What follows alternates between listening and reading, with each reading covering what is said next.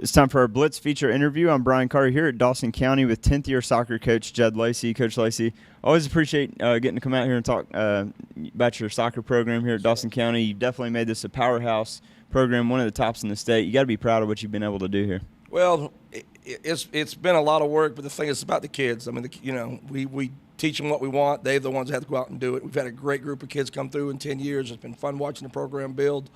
But, no matter what kind of coach you are, if you don't have the Jimmies and the Jones, you're not winning, you know what I mean? And we got the Jimmies and the Joes. So these kids do really well, and they do what I ask them to do. So great. Yeah, great coaching, too.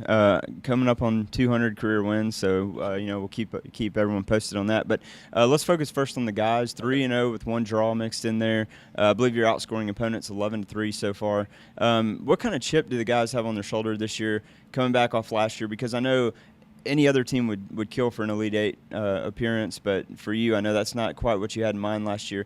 How much does that drive the guys this year?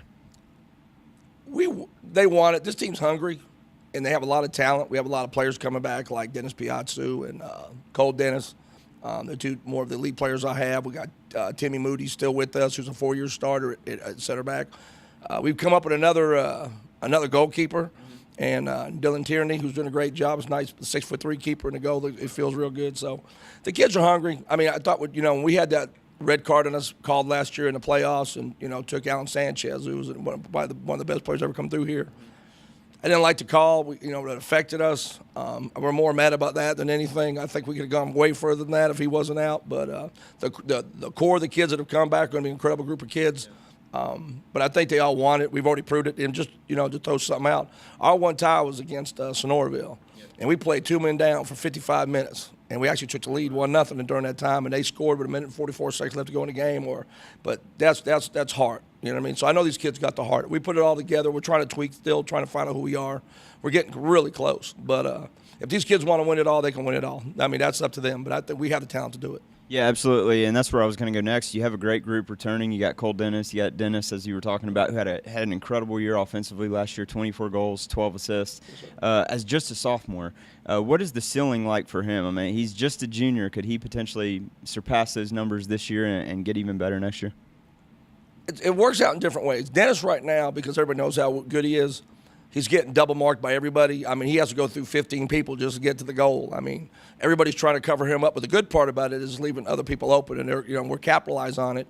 And Dennis has a personality where he doesn't care if he scores or not. He just wants to make the team better. Just a couple of games ago, he didn't score at all, but he had 3 assists in one game. So, any way it works out, he's going to end up helping us. So, but he's such an incredible player that he's going to make his own shot. And but it could. I mean, it's just right now he's having to do so much more. We can't hide him anymore. So people know about him. So he has to work a little harder. So to get to his numbers, he has the ability to do that. But we're going to have some more help up top to open him up more. And that's what we're going to be working on this game. Yeah, and I'm expecting just like last year. I think you outscored opponents 71-18. So you got the more than enough offense and your stingy defense to boot. But I know also last year you wanted that region championship. I know it's a little bit of a sore subject, but I got to imagine you have that game circled on the calendar this year. Yeah, East Hall's an incredible club. This whole thing this year, our region, again, we just keep getting new teams and better teams. I think everybody in the region this year on the boys' side made the state playoffs last year, so there's no easy games anymore on our side. We got GAC now involved in us, which we're looking forward to. We like having them in our region. East Hall will be a strong team again. I think fans a little better than what they used to be. So, we're going to be right there. I think we're right there. I think every year we step into this thing, I mean, no one's going to walk and beat us. Come in here. If they do beat us, they're going to have to earn it. And our goals never change. We're going to, we got 2 goals each year: win region, win state. And that's never going to change. And I mean, we don't just throw it up there and hope it's a dartboard we throw at. We actually legitimately each year can do it. It's just we either self-destruct on our own or we get help from somebody else. So, but we definitely, East Hall, we got it circled.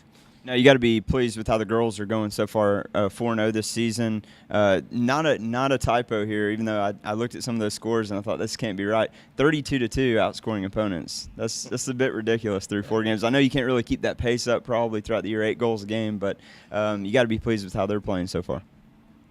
I am pleased, but they can do better. Okay, if that makes sense. They're not where I want them to be at all right now. We had our moments against Sonoraville. I thought we played the most perfect game I've ever seen us play in my 10th year here. But there's things, we got to find consistency. And I know that kind of sounds weird with all the goals we're scoring.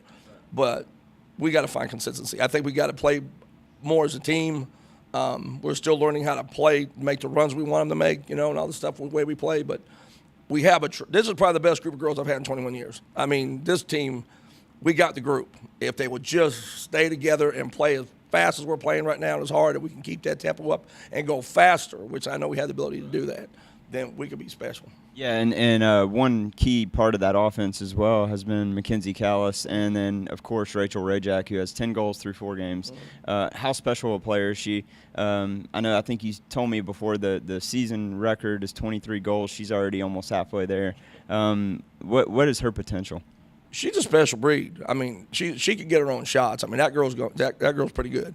I mean, she's one of the best ones that's come through here. She's humble as can be. That's what's so crazy about her. She's super humble, but you put her on the field, she becomes an animal. She wants to score. She's going to get the ball. She can make her own shot, and she was good last year, and she's way better this year. I mean, you can just watch her developing, and she's still got 2 more years. Yeah. So she's doing real well. Mackenzie's, playing almost strictly center mid now. We kind of throw her up top once in a while because she's so fast, but in the middle, she's doing a great job for us. God, there's so many girls in the team we could talk about. Ava Walker's, she's a 4-year starter back in the center back with Devin Coates. They're doing real well. And we got a girl named Taylor Daniel came in, and she's a freshman. Incredible outside back. I mean, one of the fastest girls in the team, and she's just a freshman. So, last year we started 6 freshmen. This year we're starting 2 freshmen and 6 sophomores. I mean, we're young. And with the sprinkling of the seniors in, and then Grace Shear stepping up now coming in, as a 4th forward. I mean, it's like we're all coming together. So there's a lot of players really doing it right now. Yeah, and you didn't even mention your daughter in between the posts there, Fallon. Done a phenomenal job too. But I know you just wanted to, not the nepotism kind of thing. But yeah, she's done a great job as well. 87-19, I think, is the output last year from your offense and what your defense allowed, something in that range. Right. So are we going to see something similar as far as the defensive approach? And obviously we were already seeing both sides of those work this year as well. What's the difference between last year's team and this year's team? I keep saying it. We get better every year, and we've been good. I mean, we go to the lead 2-3 years in a row now. We're a better ball club this year than we were last year. And what we do, the speed on this team is incredible. This girls' team is really fast. There's speed everywhere. So we utilize that. We attack hard. We're going to come after you hard. And if you score on us, you're going to have to work for it. You know what I mean? But at the same time, you can't sit back and just, have to work hard to score because you better get ready for a counter. We're coming back at you right now. So other coaches in the area always talk about the physicality also of your girls' team, and we talked about that in prior years about how you allow them to practice with the guys a little bit to toughen them up. But so I'm going to kind of put you on the hot seat here. Call the shot this year. I mean, where will both of those teams end up? Your boys and your girls. I know you're one of the only coaches that will probably go out and go out on a limb and give a prediction for us. Here's what's all set up, and I mean. We could sit here and talk about that. I think there's 3 really good teams in our region for girls. I think if we handle ourselves, we can handle Lumpkin, we can handle GAC, which, that's a call in itself. We got to take care of business. But if we can, then the first round of region, you got to play the private schools. That's that region. Come at Region 5. We got them first time. So it all is where you set yourself up. You know what I mean? If you win the region, you're talking Final Four. Yeah. You know what I mean? If we don't win region, we come in second. You got to do your number on the schools we got to play. But, this team – not worried about who we play. This is the Final Four team we have right now. Yeah, I think we can go to the Final Four on both sides. Both sides. Yes, okay. All right. We got it on tape. So put it there. All right.